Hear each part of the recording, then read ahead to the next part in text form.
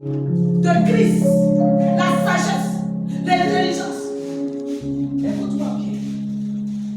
Tes amis sortent. Tes amis, il y a danger. Ils t'emmènent là où ton âme se perd. Ce que je viens de voir, pourquoi ils sont portés des toges noires et ils sont autour de toi. Puis toi, tu dis ce sont tes amis. Ce ne sont pas tes amis. Fais attention. Fais attention. Je ne suis pas dans un village de maraboutage. Ce que je viens de voir, tu es sur la chair et voici ma main. Je déclare ce que j'ai vu. Je veux que tu sois. Tu es la vie sauve. Je n'ai pas dit si tu arrives là, on t'appelle et puis tu coupes. Non. À partir d'aujourd'hui, non. Fais avec sagesse. Ce ne sont pas tes amis. Jésus est ton seul ami fidèle. En qui tu peux placer ta confiance et tu ne seras jamais déçu. Même ta mère ne se croit, même moi, même ta grand-mère. La seule personne qui ne te déçoit pas, c'est l'Esprit de Dieu en toi. Tu peux accepter Jésus aujourd'hui comme ton Seigneur et Sauveur personnel. Oui. Actuellement, réponds oui. Tu ne réponds pas. Pourquoi? Dis-moi. Les mineurs, comme c'est pas permis. Au nom de Jésus, Jésus là, c'est lui qui peut transformer ta vie. Il ne force pas. Il ne force pas. Il est doux et léger. C'est lui seul qui peut transformer ta vie. C'est la relation aujourd'hui qui nous envoie loin. Regarde, je donne l'exemple d'une de mes filles qui n'est pas là. Son fils, il n'a que des amis qui prennent la drogue. Tu crois qu'il va faire quoi? Je donne un exemple. À ton ami. Donc, ce sont les relations qui nous envoient, qui nous entraînent. Donc, si tu as des amis qui ne veulent pas entendre parler de Jésus, tu seras là aussi. Mais moi, je te dis, je ne te demande même pas de réfléchir. Tu acceptes, tu as la vie et il change ta vie. Et tu peux conduire tes amis là maintenant qui seront tes amis. Parce que là, leur cœur sera un cœur blanc pur. Ça ne sera pas un cœur d'hypocrisie. Tu les aimes fort, mais tu dois aimer Dieu d'abord. Dieu avant eux. C'est ça qui est ton problème.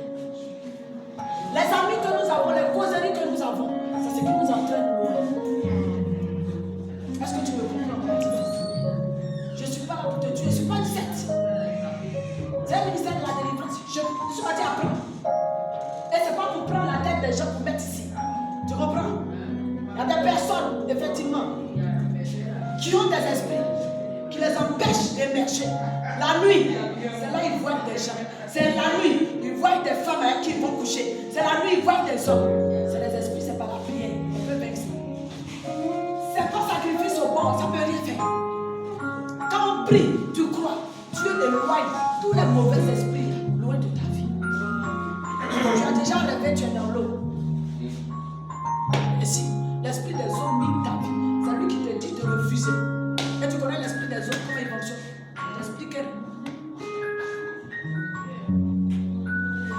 Quand tu rêves, tu es dans l'eau là. Ça veut dire qu'il ne veut même pas que tu donnes ta vie à Jésus. Que lui contrôle ta vie. Mais au nom de Jésus, il ne va pas contrôler ta vie.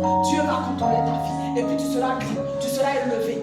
Et puis tu vas bénir ta mère, tu vas bénir ta grand-mère. Et puis moi aussi, je vais bénir.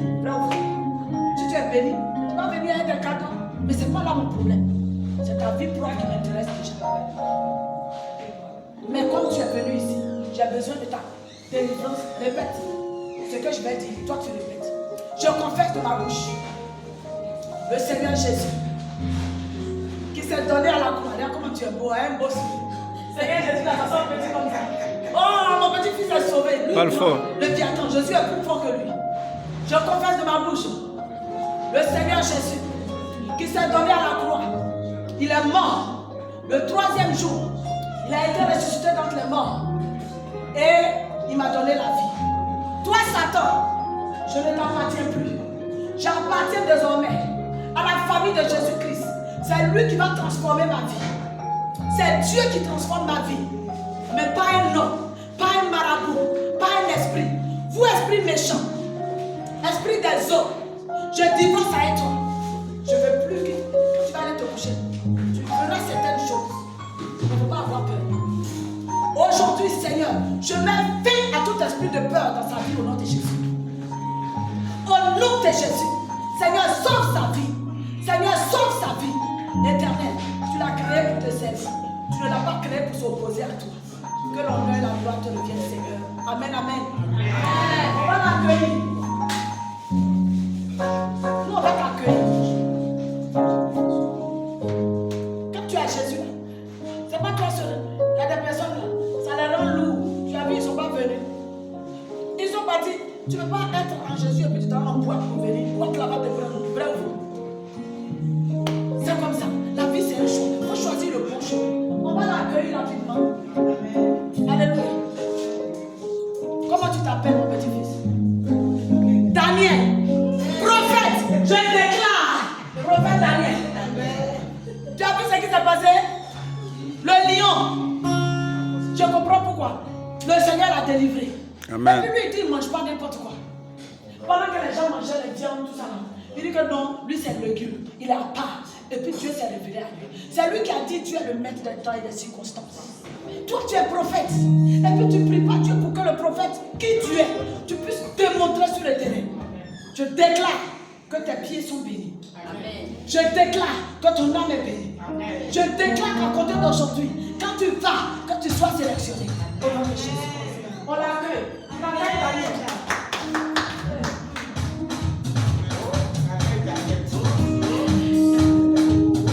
Bienvenue chez Adorateur.